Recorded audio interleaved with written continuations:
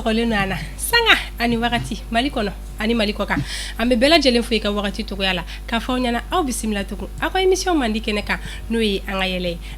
émission ye min na bɛnnen no Mali kunnafoni.net fɛ émission in sigi kun tɛ dɔwɛrɛ o k'aw la yɛlɛ k'aw la nisɔndiya k'aw to faw sigiyɔrɔ la minnu ma abonné aw ka abonné aw ka commentaire baden b'a kɛ sabula o nafa ka bon an ka baara in kɔnɔna la kosɛbɛ ayiwa an filɛlibagaw bi an tɛna kuma janya an ka wele sera an ka belebeleba fila wɛrɛ ma bamananw ka kuma de don ko mɔgɔ ka yɛrɛ de da an b'an ka ɲininkaliw tɛngu la pour que aw ni ne an bɛɛ bɛ se ka faamuyali sɔrɔ cogo min na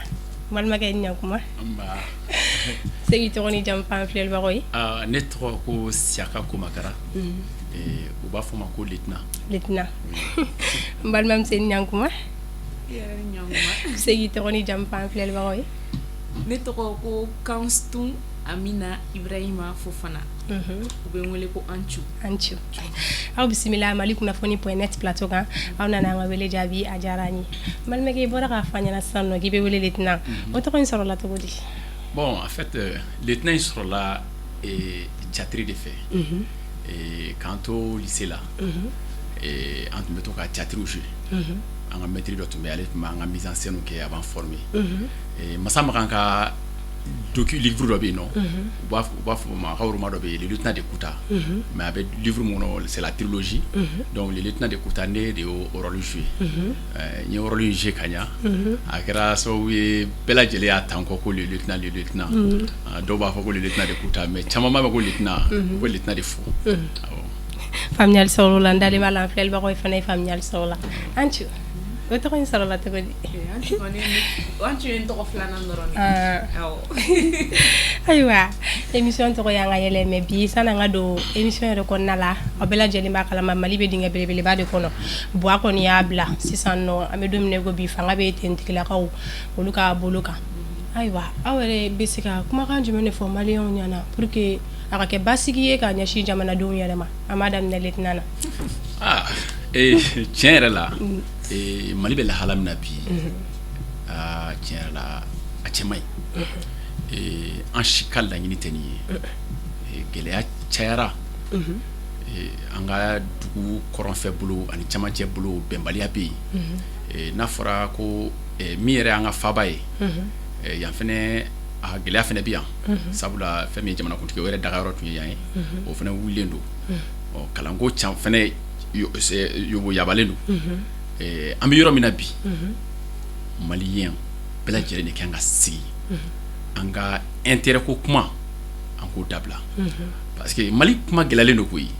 n'i kumana cogo o cogo bɛɛ b'a fɔ k'i ta ye intérêt ye i ta ye intérêt ye a bɛ comme jamana kɔnɔdenw yɛrɛ degelen bɛ intérêt de la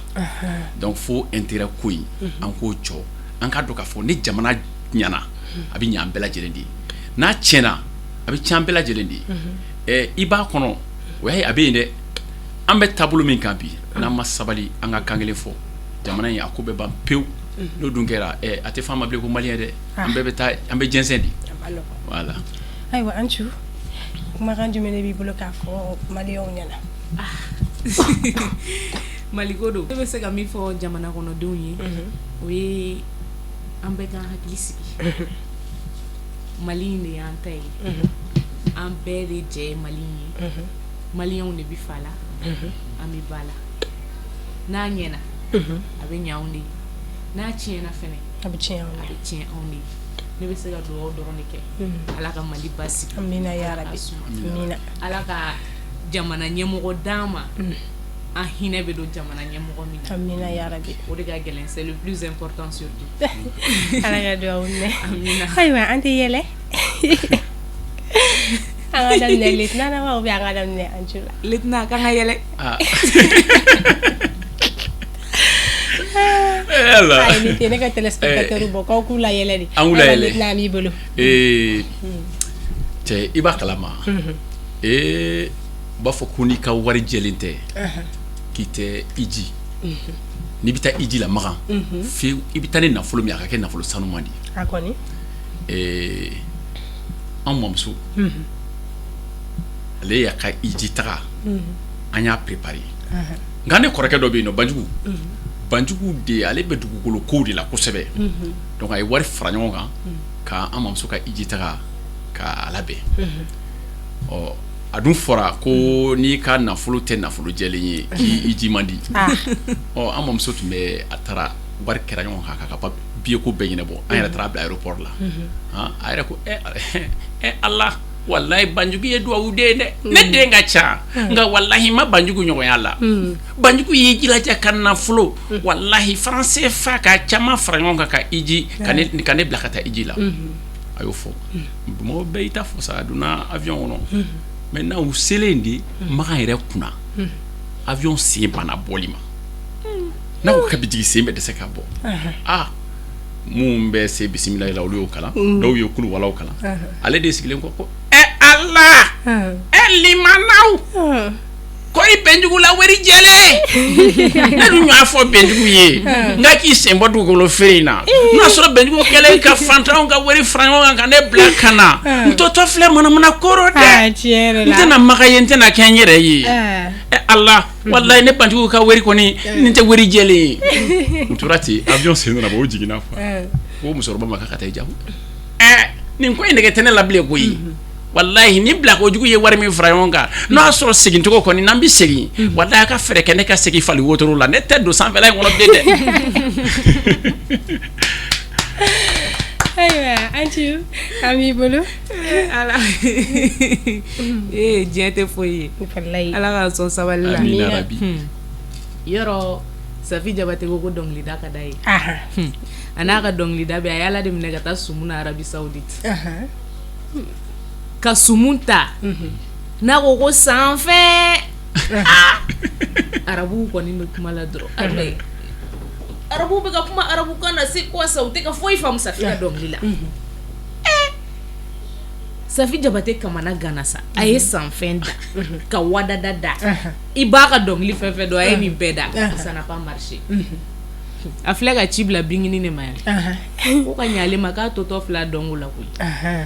k'ale filɛ nin Arabi Saoudite ko arabuw kɔni tɛ ka foyi de faamu ale ka dɔnkili la Binkini ko k'a k'a da arabu kan na Safi Jabate fɛnɛ ma gɛlɛya koyi Safi Jabate sina k'i jɔ ka micro minɛ ten ko tabati yada abi labi wata mama angina malu arabu girna ka wari di Safi mate tabiro kɛra wani Safi kɛra Safi non n'a ma se ka sanfɛ da a b'a da tabati yada la a b'a da hakilila jɛngɛ filɛbagaw ye k'a fɔ aw sɔgɔlen don aw ka téléso mandi de la n'o ye Mali kunnafoni .net ye kɛrɛnkɛrɛnnenya la aw ka jamukan mandi kɛnɛ kan n'o ye an ka yɛlɛ jamukan in bɛ tɛmɛ chaque lundi à partir de 18h sur Mali kunnafoni .net minnu ma abonné aw ka abonné aw ka commentaire baden b'a kɛ walasa aw kana an ka vidéo nataw loupé cogo si la bi ani an de bɛ ɲɔgɔn bolo ani Letina an bɛ tɛmɛ ni an ka kow ye Letina oui ko nin bɛ ne la e y'a choisi ka comédien de ou bien i bɛ baara wɛrɛw kɛ comédie kɔfɛ bon ne bɛ baara wɛrɛ kɛ comédie kɔfɛ ne yɛrɛ ye école maître ye ne ye école maître ye mais économie ani comptabilité de enseigné lycée la nka sani ne ka école maître ya in daminɛ comédie de ne y'o de daminɛ kosɛbɛ n mɛn'o de la parce que ne bɛ se k'a fɔ kabini ne bɛ second cycle la an ka maître dɔ de la k'an mɔgɔ saba wele ni n classe n ye école de ɲɔgɔn dɔn an saba a ko an ma ko ne ye defu sɔrɔ dɔrɔn e ka taa juge ya kɛ tɔgɔlen dɔ in e ka taa kɛ journaliste ye ko e ka taa INA la o n'o ye ne ko ye parce que ne tun bɛ mɔgɔw la yɛrɛ kosɛbɛ voilà donc o nana to ten ka na don a la a kɔnɔ dɔɔni quoi lycée la m'a bila ka na biennale kɛ en même temps n bɛ jouer film na n bɛ publicité fɛnɛ b'olu fɛnɛ kɛ en même temps n bɛ humour ninnu fɛnɛ kɛ donc n yɛrɛ bɛ pièce de théâtre sɛbɛn n bɛ mise en scène fɛnɛ kɛ quoi voilà faamuyali sɔrɔ la Antu ko jumɛn la i fɛnɛ y'a choisi ka comédienne de est-ce que ne y'a choisi je crois ale de ne choisi dɛ parce que ne bɛ se k'a fɔ n ko ne wolola a kɔnɔ ka mɔ a kɔnɔ wa n bɛ sɔn ka sa a kɔnɔ dɛ de an ka so bon avant d'aller là-bas n b'aw hakili jigin k'a fɔ n ko ne ba tun ye INA directrice ye madame Fofana Aminata Jɔnbana et c'est d'ailleurs la première femme metteur en scène au Mali donc on fait kabira fitini 31 ou 31 mɔgɔ dɔw bɛ choisi olu bɛ donc chorégraphie dɔw bɛ théâtre bɔ dɔw bɛ dɔnkili da dɔw bɛ poésie kɛ ne kelen tun bɛ nin groupe in bɛɛ la ne tun b'a bɛɛ dɔɔni dɔɔni kɛ donc ka di ne ye cogo min dɔnkilida ka di ne ye ten comédie n'en parlons pas donc ne wolola a kɔnɔ ka mɔ a kɔnɔ ne ye DEF sɔrɔ ne ko n bɛ taa INA kɛ ne ba ma sɔn a ma sɔn fiyewu n taara lycée la Notre-Dame na ka continuer donc n ye n to bac de la ka na INA kɛ kan dɛnɛ n ye n dɛn ka na INA concours kɛ avec un beau frère ale tun bɛ anglais enseigner INA kɔnɔ n ye concours in sɔrɔ k'a sɔrɔ mɔgɔ t'a kalama n ye INA san 1 kɛ n bɛ k'o kɛ animation socio-culturelle la parce que journalisme fɛnɛ ka di n ye kosɛbɛ communication ka di n ye donc ala y'a kɛ n ye n to INA san 1 na n ye bac sɔrɔ o san n ye bac sɔrɔ dɔrɔn je me suis dit pourquoi rester à l'INA n bɛ taa conservatoire la siɲɛ 1 donc n ye INA to yen ka taa conservatoire concours fɛnɛ kɛ dogo la parce que n ba ma sɔn don min na n ba bɔra a kalama ko n bɛ ka concours kɛ o ye concours don ye parce que a tun bɛ membre du jury la a bɛ cours du conservatoire fɛnɛ la TMS théorie de la mise en scène donc a y'a décidé concours kɛyɔrɔ yɛrɛ la ko n ka bɔ yen n t'a kɛ avec l'aide de monsieur Magma et monsieur Racine paix à son âme et monsieur Ousmane Sow olu ko non ko n b'a kɛ donc n ye concours kɛ théâtre la n ye concours sɔrɔ et grâce à Dieu n ye n ka kalan kɛ et je suis sortie majeure de ma promotion avec 16 de moyenne donc kilale o la pourquoi ne pas continuer mon art donc n b'a yɛrɛ a ka d'a yɛrɛ ye sisan n ka continuer a la n'i y'a yɛrɛ ɲininka a b'a fɔ non n bɛ siran de milieu ma nɔgɔn et tout ne ko foyi ma nɔgɔn ne donna art kɔnɔ ten de ayiwa Lieutenant i bɛ se k'i da don comédie nafa dama damani na ko fɔ ne yɛrɛ n'an filɛlibagaw ye bon comédie nafa tɛ se ka fɔ ka ban n bɛ fɛn dɔ fɔ aw ye ne ye diɲɛ baara caman ye retraite b'a la mais i tɛ comédien retraitelen ye quoi parce que u b'a kanu a kanu bɛ yen i tɛ se k'a bila fo ka taa se ni ala yɛrɛ ka kalifa seri ma don min na n'i bɛ comédie kɛ a b'a to i bɛ don mɔgɔw la nɔgɔya la i tɛ gɛlɛya sɔrɔ ne yɛrɛ ne bɛ classe kɔnɔ souvent denmisɛnninw a ka d'u ye k'an ka cours participer parce que n bɛ dɔnniya d'u ma mais dɔnniya in n b'a di tulonkɛ kɔnɔ n b'a di tulonkɛ kɔnɔ donc a jɔdaba de bɛ pédagogie yɛrɛ la i mana taa diɲɛ yɔrɔ yɔrɔ n'a fɔra k'i ye comédien ye souvent mɔgɔw yɛrɛ bɛ nisɔndiya i kɔrɔ parce que an bɛ yɔrɔ min na sa hali ni diminen don tututu n'u y'i ye a bɛ stress kɛlɛ donc comédie nafa ka bon kosɛbɛ bon an bɛ waati min na bi na mɔgɔw bɛ dɔɔni dɔɔni fɛnɛ sɔrɔ a la parce que i mana kɛ cogo o cogo bɛɛ garijɛgɛ tɛ kelen ye mais mɔgɔw bɛ dɔɔni dɔɔni sɔrɔ a la donc comédie nafa tɛ se ka fɔ ka ban ne yɛrɛ n b'a kɛ bi ne bɛ taa yɔrɔ dɔ la dɔrɔn u b'a fɔ cɛ Lieutenant tɛ ne ye dɔw yɛrɛ bɛ taa ɲɔgɔn na jɔ hali circulation na u b'a fɔ cɛ an ye ni cɛ in ye télé la an ye nin ye fɛta an ye tɛ fɛta donc o bɛɛ ka fisa mɔgɔ yɛrɛ ma quoi donc a bɛ tɔgɔ d'a ma a b'an yanga voilà donc je pense que n tɛ se k'a bɛɛ fɔ ka ban. ɲali sara la an ci i fana bɛ se k'i da don comédie nafa dɔw la. comédie kɔni nafa tɛ fɔ ka ban ale nafa tɛ fɔ ka ban parce que hali ni ne yɛrɛ taara an ka so ne somɔgɔw mana n ye dɔrɔn u bɛ yɛlɛ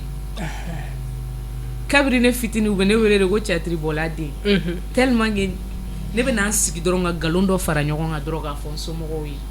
u bɛ yɛlɛ i b'a fɔ ko ayi sigiɲɔgɔnw pareil i n'a fɔ Komokara y'a fɔ cogo min na comédie bɛ nafa belebele de lase adamaden ma a bɛ rôle important de jouer an ka société in kɔnɔ mɔgɔw bɛ yeli min yɛrɛ kɛ u bɛ nisɔndiya min sɔrɔ u bɛ na gɛrɛ la k'a f'i ye ne yɛrɛ bɛ vidéo minnu kɛ k'a bila an ka page kan la toile d'en dessous u bɛ na dɔw tun t'a faamu au début u bɛ ɲininka e y'i ban par exemple n ye vidéo dɔ kɛ terimuso jugu n b'a fɔ n ka cɛ ɲɛna n ka kana fɔ a kana sɔn a terikɛ ka ne terimuso furu parce que ne terimuso tɛ mɔgɔ ɲɛnama ye n b'a essayer k'a dénigrer fɛn minnu don n bɛ kuma comédie bɛ kuma fait réel de kan an ka société kɔnɔ tout en essayant de faire rire les gens mais ka mɔgɔw éduquer k'o bilasira comédie yɛrɛ nafaba ye éducation ye i bɛ mɔgɔw bilasira ka sɔrɔ i m'u neni i m'u dɔgɔya i m'u lagosi u bɛ ka yɛlɛ dɔw yɛrɛ bɛ ne wele téléphone na an tu tiɲɛ na i ye n jogo fɔ nin ye dɛ nin kelennin nin ye ne jogo de mais comme e ko ten n bɛ n'a bila muso caman b'o fɔ n ye cɛ caman b'o fɔ n ye donc ne bolo o tɛ manamana baara ye faamuyali sɔrɔla mais an ci comédie milieu kɔnɔna a ma nɔgɔn dɛ surtout muso i bɛ comédie kɔnɔna la a ma jouer ka ko dɔw kan a m'i ka ko dɔw bali i n'a fɔ furu fanfɛlaw bon a ma furu bali parce que ala ye n bɛn cɛ ma min ye artiste ye donc a ma problème foyi poser n ka furu kɔni ko comédie de ye problème don a la furu bɛɛ n'a problème nin don problème bɛ bɛɛ ka foyer la mais ne ka foyer ko ne ka comédie de ye problème don a la non en tout cas ni cɛ a ma problème fosi don la faamuyali sɔrɔla an tɛ yɛlɛ an ye dɔɔni kɛ baro la an bɛ Zeyini ta daminɛ joona an ci waa wele tɛna an ka Zeyini ta kɛ diyo ye an ka taa ok cɛ ni cɛ ka ɲi dɛ cɛ balimamuso cɛ ne mɛnna muso ye la ne bɛ ɲɔgɔn ye dɛ han non tiɲɛ yɛrɛ la i ka ɲi wa i b'a dɔn fɛn min nege bɛ na san k'e ta dɔrɔn ka taa n'i ye n ka so walayi n'i sɔnna kɔni problème foyi t'a la ne yɛrɛ tun bɛ sogo muso sugu min na dɛ o de ye e ye han a nunkala lajɛ sa i m'a dɔn nɔrɔ b'i la Allah ni ye hɔrɔnmuso ɲalen de walayi ayi kuma caman tɛ na koyi e mana k'a sugu sugu ye ne bɛ taa ne ye so bi ayi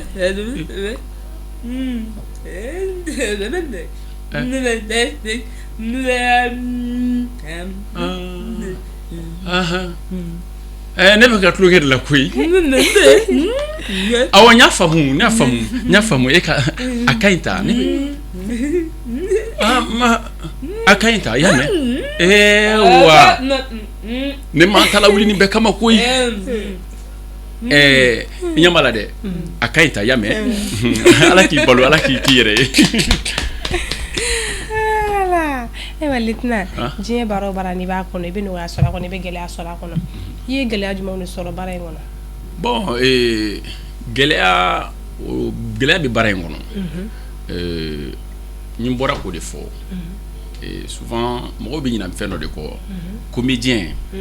ale bɛ réalité fɛn mun bɛ kɛ ale b'o de fɔ ale b'o de yira bon ni i ko k'i bɛ réalité fɛn dɔw yira i bɛ don dɔw yɛrɛ gasi la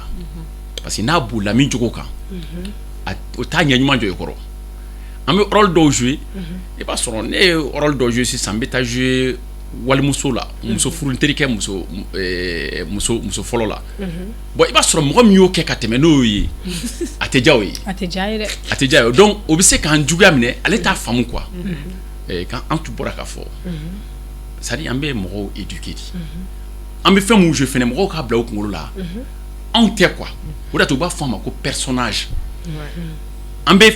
société de ta kelen k'a fɛngɛ mais o yɔrɔ ninnu na souvent dɔw t'a faamu dɔw b'i rôle dɔw bɛ yen nɔ n'i y'a jouer u b'i neni u b'i ye dugu ɲɛfɛ u b'i tɔgɔ jugu fɔ u bɛ manamanakan fɔ parce que mɔgɔw t'a faamuya alors que an b'a ladege bon ye kelen ye filanan ye jumɛn ye anw ka société bɛ ka fɛn caman bɛ ka yɛlɛma sisan diɲɛ sɔgɔlen don ka bila ɲɔgɔn na fɛn dɔw bɛ kɛ jamana dɔw kɔnɔ anw ka mentalité ma se o faamuyali ye fɔlɔ bon i b'a sɔrɔ n'a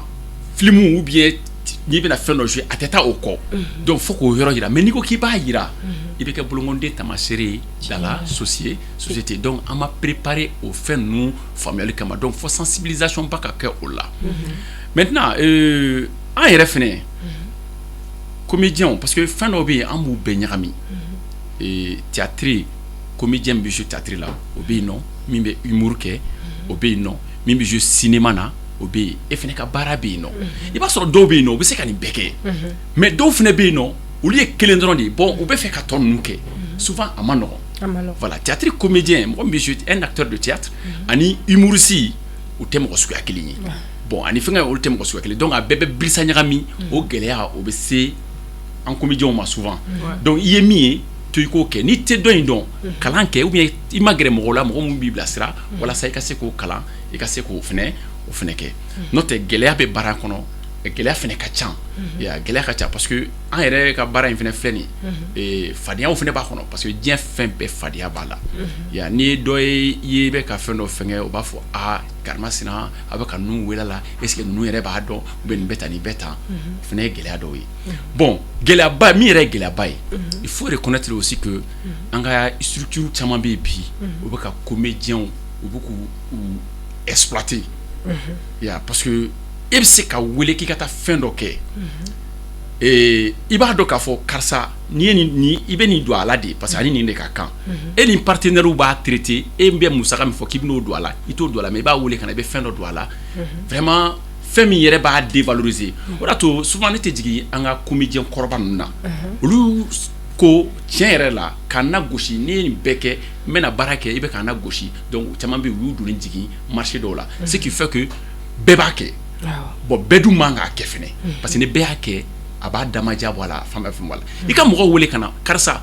bon n bɛ fɛ i ka nin kɛ n ye fu ne b'o faamuya i k'a wele ka na baara dɔ kama baara min ye 20,000 ou bien 30,000 ou bien 60,000 baara ye k'a wele ka na dɔrɔn ka 50,000 d'a ma n'a ko k'a t'o fɛ e b'a to yen nɔ ka taa di mɔgɔ wɛrɛ ma i b'a di mɔgɔ min ma o ye mɔgɔ sugu jumɛn ye donc comédie domaine kɔnɔ bi o ka ca fo de ka dabila comédie yɛrɛ dɔrɔn tɛ Mali yɛrɛ baara tila bɛɛ bɛ ɲɛna ko ye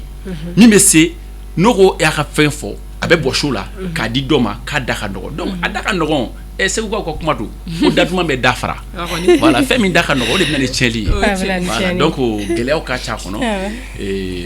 n bɛ se ka belebeleba mun fɔ olu de ye ninnu ye. faamuyali sira la Anchu i fana b'i da don i ka gɛlɛya dɔw la. Chacun y'a fɔ cogo min a tɛ tɛmɛ o kan mais moi je dirais que comédie yɛrɛ kɔnɔ a gɛlɛya ye comédiens yɛrɛ ye quoi parce que structure dɔ ka ne wele sisan ko n bɛ fɛ i ka na jouer n ka film na par exemple bon ni ne ye n ka cachet ye n ka cachet ye 50,000 de ye ne k'a fɔ bon ne tɛ se ka rôle principal jouer 50,000 parce que image bɛ to yen de fo hali n'i sara mɔgɔ bɛ taa mɛ i kumakan bɛ to yen i jaabi to yen donc ni ne ko n tɛ se k'a kɛ a bɛ taa Saka wele Saka bɛ n'a kɛ 2,000 o ye gɛlɛya fɔlɔ yɛrɛ ye an ka milieu in kɔnɔ Saka bɛ n'a kɛ hali n'a y'a sɔrɔ Saka y'a baarakɛla de ye déjà que Saka yɛrɛ b'a dɔn k'a man ka k'o la Saka kɔni y'a k'o la ne bolo o ye gɛlɛya fɔlɔ ye en plus de ça an ka milieu in ma nɔgɔn dɛ a ko ka dun dɔw ka n'a fɔ ne ye n bɛ fɛ i ka na n ka nin baara in kɛ n ye nin wari masinɛ la ne b'a fɔ Saka ye e bɛ ninnu dɔn i n'u delila ka baara kɛ ɲɔgɔn fɛ ka tɛmɛ u ko ne ka na n ka nin baara in kɛ nin wari in na Saka b'a fɔ ɲɛna exemple de don kana taa ko la u bɛ mɔgɔw exploiter de kana sɔn ka taa ne bɛ n ban ma dɔrɔn Saka yɛrɛ b'i dɛn ka taa kɛ ne kɔfɛ o ye gɛlɛya belebeleba ye min bɛ actuellement o bɛ Mali kɔnɔ yɛrɛ de o b'an ka milieu in na kosɛbɛ an ka baara in ka gɛlɛn i b'a fɔ a man gɛlɛn ne kɔni bolo min bɛ min dɔn min bɛ se min na o ka d'o ma o de y'a to bɛɛ donna art kɔnɔ sisan le fait que bɛɛ donna a kɔnɔ o ka di ne ye yɔrɔ dɔ la parce que o kɔrɔ ko nafa de b'a la avant mɔgɔw tun bɛ baara in kɛ mɔgɔ lankolon baara de ye sisan n'i y'a ta k'a lajɛ mɔgɔ caman bɛ théâtre kɛ sisan mɔgɔ caman bɛ vidéo kɛ ka humour di a caman m'a kalan kɛ mais a kanu de y'u don a kɔnɔ donc o kɔrɔ ko baara in nafa ka bon donc a nafa yɛrɛ kama an yɛrɛ damaw ka an ka ɲɔgɔn piétineli dabila quoi o de ye Mali yɛrɛ comédiens ka source ba yɛrɛ fɔlɔ an bɛ ɲɔgɔn piétiner kojugu wa ne b'a fɔ la tête haute mɔgɔ dama min bɛ ɲɔgɔn fɛ art kɔnɔ amour propre yɛrɛ la a man ca dɛ Familial ça. Voilà. Ledna. Oui. Ini comment jabate ka relation en jumane. Relation jumane binu comment tient. Bon, en fait et comment est né Demsentiri di. En lycée que nous fait. Et lycée là, les activités culturelles nous béqué. En bête m'a que nous fait. Donc en tin na dunya wana kusebe kuma bene bitafi ayre binane fi bi guitare tabi foli ke ni bi donglida an na bola angongo nganga to ka yele kununke donc an na yele kuni histoire nu na be en ba lan en be nyon che anto kelen tumbe o to ko musa mais allez si moi là 600 donc on me fond là en mettant ay ORTM na nantara à l'époque Djibril Diabaté tumbe éclairé au rati donc on be nana e abala je aba fo bon en gagne de jouer en beau fengé donc neni kuma antara ay fin chaman ko la ay bobo ke ne re bobo ke ne bobo bla o be photo o na ne be photo ta donc en même temps ay fin do ke 31 fene ka so be che o plaqué 31 na voilà donc an yo lu fen nou ke donc a te foi ke na magotu masine quoi ne refne te foi ke ne mago masama odato amba damne wakati mina mago wera sur la ka fan ko che ko ka otoni na ko la te muso furuta sur ka fu ko sabla ni bara inte dala ngo jamana en kono ya mais bon entourati akadi kuma ko sebe bon an na tuti ka tuti et ne bet la wakati mina et faculté là donc ne nana école maîtrise ko damine bon comme kuma ale tourala afene faculté ke anglais de ke donc anana ko akone madonna ko ko kasanga ko alini kasanga mo be nyom bolo be musique fe na ko mais ko be fe ka émission de télé-réalité do fene ke théâtre kan ko donc no asoro ne abe fe anne de ka ke ko anga mo do yini ka frango kan donc ay ne wole ne nana ani zulu magane able magane ani cheknito voilà donc en mo duru akilla an nyon soro café des arts là anya kuma fo an ko damine du aka chala fi abinya atita timina jako kuma yi animateur en bébé na benanga orludu souvent mes mise en scène ni fenu ne rede afo parce que humour fleni wasro amma digi humour la pousse donc net ma fouiller ngo che ngo kana histoire raconter ta amma digala est-ce que tu est-ce que sinu kala ngo sinu ngabe wode woli korode ngul kono tabi bampew ali shimni tragile bu abe wo ne de akuma damine no muka tuka sketch nunke tuka mgola yele abesika ke humour quoi donc en baraw damine otugula et demsenu andonu chamana na kana ul farlanga yoro nu ani kanté douce seigneur du aka chan quoi donc bara yere a yiri wara kusebe en kutora entourati to mais école ko ni fond ne turaka sina sumaya donc temana mais al 600 ambe barake ne femme babul ala ka film do bora ko aka film do be jogo ay ne wolé kana ko abe fait nga joie là donc les femmes babul dron il m'appelle tout le temps ngana ne mse ka joie là mais joie là quoi ya donc kuma intérieur en même temps mbara nyondo ya familial ça anchu fara ko toro fedo dara comédien ni nyonche cheuk malam sok mala ko anchu de o jonjonta kai e comédien to nyonche la msora ubi nominate kele cheuk rebala e o jonjonta o e muneke ere la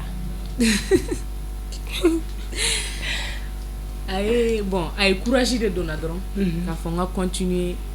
baran fait c'est pas parce que ne ata ko ne de kumbeseni bay bien akili menela ne de super intelligente ou te je concours yere garseke koy concours garseke koy abise ga donner ga bara jara jiru yi o de ato ne ata akoni trophée tali courage doron de donner là on continuer kan chesri na barala alors on corona émission men nga sa kun choro la lieutenant Elia la conseil du menebe bolo fitini munu fana be ka wuli ka do comédie la sans ka di oluma bon saninga conseil faut parce que do were on blasira di nyame bibina ki comédien i to donner do de be ki labo mu yana bo antika nyina uko odato un réalisateur do be no Bokar Sidibé Bokar Sidibé ale joda bunyara kusebe anka donina ambe ko indamne watimna ale de be orlu dama ambi ka film chamana do akira sababu ye mo chamanya don donc an kan ha olufu et en même temps magma fene magma ale conseil chamandama depuis semaine localu a b'an wele a b'an sigi a bɛ kuma fɛ a b'an bila sira ka na fana la troupe ɲɔgɔlɔ ɲɔgɔlɔ fana fɛnɛ an y'ale ka pièce jouer 2003 donc ale an dɛmɛ kosɛbɛ donc o n'a ɲɔgɔnna caman Madu Jalo ale tun ye b'an ka pièce sɛbɛn an yɛrɛ ka théâtre yɛrɛ ka jouer yɛrɛ mɔgɔ fɔlɔ min y'an don a la ka baaraw kɛ o de ye Madu Jalo ye ale bɛ Bakɔ Jikɔrɔni donc an b'u fo mais u ye kuma caman fɔ an ye voilà u ye kuma caman fɔ an ye a kuma ninnu o de fisayara an yɛrɛ ma parce que i yɛrɛ bɛ fɛn kɔnɔ i bɛ fɛn dɔw ye mais mun mɛnna kɔnɔ n'u ye wagati jan k'a kɔnɔ olu fana bɛ mun fɔ i ye o de b'i bilasira baara in an k'a ɲini an k'a dɔn baara in an k'a minɛ n'an tɛgɛ fila ye an ka continuer ka baara in kɛ an ka recherche kɛ parce que an ka comédien an tɛ denmisɛnninw tɛ recherche ba kɛ bilen diɲɛ ko ko n'i b'a la i b'a ɲini ka yiriwa i bɛ recherche k'a kɔnɔ i bɛ création kɛ ka n'i sigi ten ko mɔgɔw bɛ na an bɛ nin kɛ tan ou bien ka mɔgɔw imiter ou bien ka fɛn dɔw fɛngɛ mais i yɛrɛ ka to ka création kɛ i yɛrɛ k'i ka personnage quoi ka personnage di i bɛ se ka dɔ ye comédien dɔ ye bi i b'a dɔn ni comédien dɔ de ye quoi mais i tɛ fɛn wɛrɛ par exemple i bɛ quand tu ye sisan n'a bɛ jouer i b'a dɔn k'a fɔ k'a yɛrɛ y'a ka création de kɛ mais par contre ni ne bɛ jouer sisan i bɛ se ka ne dɔn pour que ka ne dɔn i bɛ comédien dɔ de dɔn quoi donc moi je pense que mɔgɔ bɛ se ka mɔgɔ imiter mais i k'i yɛrɛ ka personnalité i k'o fɛngɛ donc voilà i k'o dilan quoi donc comédien u ka baaraw kɛ u ka baaraw kɛ u k'u yɛrɛ bonya fɛnɛ parce que fɛn dɔw bɛ yen nɔ tiɲɛ yɛrɛ la kana taa don la min bɛ lagosi s'i ma donc diɲɛ ko bɛɛ lajɛlen na adamaden i k'i yɛrɛ bila bonya minɛn kɔnɔ o de ɲɔgɔn tɛ donc k'u yɛrɛ bonya bɛɛ ko tɛ kelen kelenni mun bɛ yen nɔ n'olu bɛɛ k'i fili fila a la ten u k'a ɲini k'a dɔn u k'a ɲini k'a dɔn ni baara o baara ɲini k'a dɔn o de b'i nafa voilà. ayiwa Ancu teliya la i fana b'i ka conseil di. bon n bɛ Saka ladege bon janni n fana ka conseil di n bɛ foli belebeleba bila n lakanabagaw ye n ka encadreurs ye depuis école la et même après l'école Magma Gabriel ale ni Racine paix à son âme ale ni Ousmane Sow u y'an encadré kosɛbɛ conservatoire kɔnɔ n'i y'a ye a bɛ fɔ Ancu mɔgɔw bɛ girin ka mɔgɔw bɛ n wele marché la ala ni olu ka encadrement sababu ani n yɛrɛ woloba madame Fofana Aminata Jɔnbana n'o taara ka bɔ yen nɔ an bɛ Boubacar Sidibe fo kosɛbɛ parce que ale sababu y'a to an bɛ ye écran kan hali n'an taara village la a bɛ kɛ ko villageois k'an dun u b'a fɔ nin tɛ Sitan ye nin tɛ Awa ye olu yɛrɛ b'i dɔn ka tɛmɛ i yɛrɛ kan f'i bɛ ɲinɛ k'e kun ye Sitan de ye film dɔ la e kun ye Awa de ye nin film in na i yɛrɛ t'a bɛɛ dɔn u b'a fɔ nka i ye min k'i buramuso la o ma ɲɛ dɛ k'i buramuso bugɔ u b'o fɛn ni ninnu fɔ mais c'est grâce à Boubacar an lakodɔnna u b'an bilasira u b'a fɔ an ye nin de ka ɲi nin ma ɲi c'est vrai que a ma nɔgɔn dɛ mais an b'olu fo kosɛbɛ ne yɛrɛ min filɛ nin ye ni ne ye baara kɛ n b'a fɔ n dɔgɔninw ɲɛna parce que n fɛnɛ ka kɔrɔ ni dɔw ye hali ni minnu ye promo ye n ka kɔrɔ n'a caman ye i n'a fɔ caman fɛnɛ ka kɔrɔ ni ye an ka baara in ɲɛɲini an k'a ɲɛdɔn o de ka ɲi mɔgɔ n'i ye fɛn fɛn ɲɛɲini i bɛ nafa sɔrɔ o la mɔgɔ caman b'a kɔnɔ o ka di ne yɛrɛ ye mɔgɔ caman b'a kɔnɔ parce que mɔgɔ caman bɛ ne yɛrɛ wele n bɛ fɛ i ka na i ka encadrer ne b'a fɔ temps tɛ ne bolo k'i encadrer mais ni n y'a mɛn récemment ko master class bɛna daminɛ avec Fuseni n jouera Fuseni ka film na Voile secret la et ça a fait un buzz ma rôle ɲɛnama kɔni j'ai a kɔnɔ dɛ nka donc o ka master class bɛ yen n b'a fɔ n ko bon i bɛ se ka nin numéro in wele n'i bɛ formation de kɔ olu b'i former an ka baara in ɲɛɲini an k'a ɲɛdɔn ne yɛrɛ min filɛ nin ye ne tɛ vidéo foyi bila n ka page kan ni m'a ci n fa ma n kelen fa kɔni o ye Gimba Kɔrɔba ye le papa national ni bɛ fɛn o fɛn kɛ n b'a ci Gimba Kɔrɔba ma Gimba Kɔrɔba b'a hakilina diyan n b'a ci Kante ma Kante b'a hakilina diyan n b'a ci Ronald Guindo ma n b'a ci Paracetamol ma olu b'u hakilina diyan n bɛ sɔrɔ k'a publier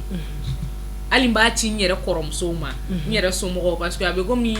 comédie ya kele ko ba on jeli de la fi ni ne koromso nanu sigan sa o be yele o c'est les jeunes ni ne koroga nana donc ba ci olu mo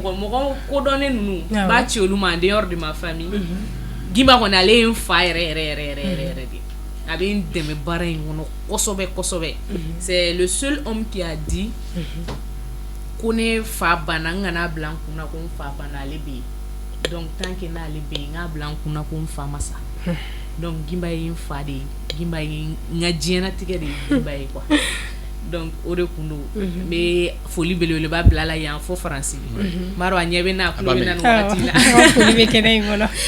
voilà ore kundo anchu c'est donc dala donc li sugun me bon c'est que acapella kurundo ke pour nga bay dina ka téléspectateur mo di kadine nga da zigiri la wala nga da mais du men kadi anchu yere a bere kadine min kadi sa duman do da am so ka bay dina ka téléspectateur ma no OK anga nyuma ke yananga sininye anga nyuma ke yananga sini koni nyuma ke ibeda sini ni dunye juguma ke ete da sini anga nyuma ke yananga sini ala ujuguma ke la te da sini ala usosoba ete da sini asidi nyengo selibali danga de sobona dolomina te da sini aywa an filɛ bagaw nin tun bɛ dan sigi aw ka bi jamu gana ni masa ramani ma an ka jɔnya jɔn na aw ni ne an na ɲɔgɔn sɔrɔ diɲɛ wagati wɛrɛw la nin kɛnɛ kelen kan aw bye bye